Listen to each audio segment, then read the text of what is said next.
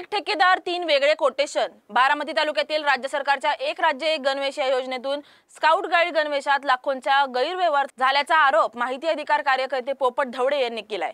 बारामती तालुक्यातील तब्बल 277 शाळांनी एकाच ठेकेदाराकडून तीन वेगवेगळ्या नावाने कोटेशन मागवले आहे। या तिन्ही कोटेशनवरील मोबाईल नंबर एकाच ठेकेदाराचा असल्याचे समोर आले। याबाबत पोपट धवडे यांच्याशी बातचीत केली आमचे प्रतिनिधी सचिन आव्हाड यांनी।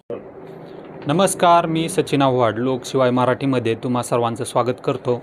आज आपण आता सध्या बारामतीमध्ये आहोत आणि बारामतीमध्ये एक राज्य एक गणवेश या योजनेमध्ये अपहार झाल्याचा आरोप जो आहे तो माहिती अधिकार कार्यकर्ते पोपट धवडे यांनी केला आहे। नेमका हा अपहार कशा पद्धतीने झाला आहे आणि त्यांच्याकडे काय माहिती आहे हे आपण त्यांच्याकडूनच जाणून घेणार आहोत। काय सांगाल? बारामती तालुक्यातील जिल्हा परिषद शाळेतील मराठी जिल्हा परिषद प्राथमिक शाळेतील 16,46,920 रुपयाचा अपहार झाला आहे। तो म्हणजे एक राज्य एक गणवेश योजना याची अंमलबजावणी करण्यासाठी शिलाई कामामध्ये झालेला हा भ्रष्टाचार आहे। तर याच्यामध्ये 277 शाळा आहेत। त्या 277 शाळांना प्रत्येक मुख्याध्यापकांना अशा सूचना होत्या की प्रत्येकाने आपापल्या स्तरावर स्थानिक ठिकाणी शिक्षण समितीच्या मार्फत स्थानिक बचत गटांना ह्याचं प्राधान्याने शिलाई कामाचं काम देण्यात यावं असे शासनाचं धोरण आणि तसं शासन निर्णय आहेत। पण तसं न करता 277 शाळांनी एकच ठेकेदाराला हे मॅनेज करून काम दिलं। तर ज्यावेळेस कोटेशन मागणी मुख्याध्यापकांनी केली त्यावेळेस एकाच कोटेशनवरलं निर्मिती सप्लायर्स हा ठेकेदार आहे एक हेगडे नावाचा, त्याच्या कोटेशनवर त्यांनी 2 नंबर टाकलं। त्या दोन्ही कोटेशनवर ती 2 नंबर टाकलं आणि ही तिन्ही कोटेशन एकाच व्यक्तीची असं निदर्शनास माझे आलेलं आहे। नेमकी ही जी माहिती आहे ती तुम्ही कशा स्वरूपात मिळवली आणि यामध्ये कोणकोणत्या बाबी आहेत?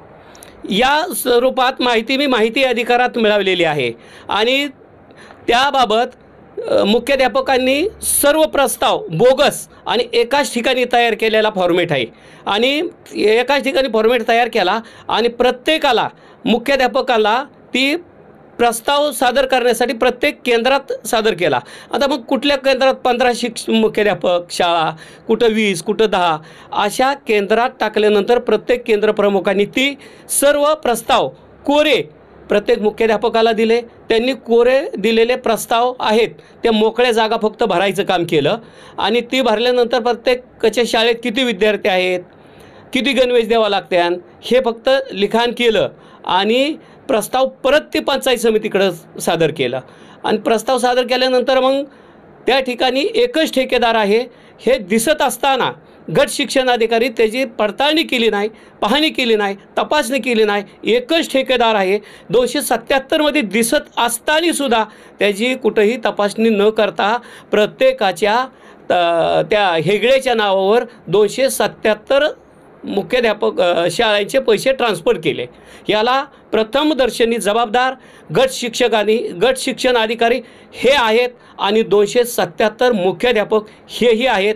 यांनी सर्वांनी संगनमताने हा आर्थिक व्यवहार अपहार केलेला आहे आणि शासनाची आणि जनतेची फसवणूक केलेली आहे।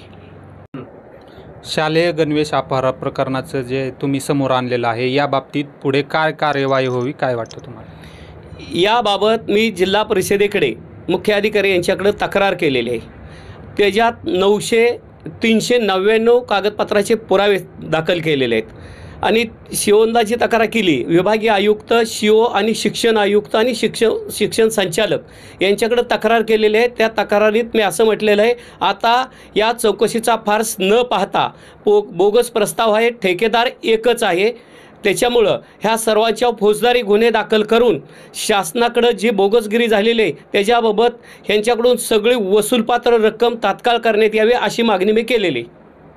आत्ताच आपण बारामती येथील माहिती अधिकार कार्यकर्ते पोपट धवडे यांच्याशी चर्चा केलेली आहे। त्यांनी जो आहे तो शिक्षण विभागातील वरिष्ठ अधिकाऱ्यांकडे याबाबत तक्रार केलेली आहे आणि याबाबतचे त्यांनी 399 पानांचे पुरावे जे आहेत ते देखील अधिकाऱ्यांकडे दाखल केल्याचं त्यांनी माहिती दिलेली आहे. आता यावरती शिक्षण विभागाकडून नेमकी काय कार्यवाही होते किंवा काय कारवाई करण्यात येते हे पाहणं महत्त्वाचं ठरणार आहे. लोकशिवाय मराठीसाठी सचिन आव्हाड, बारामती.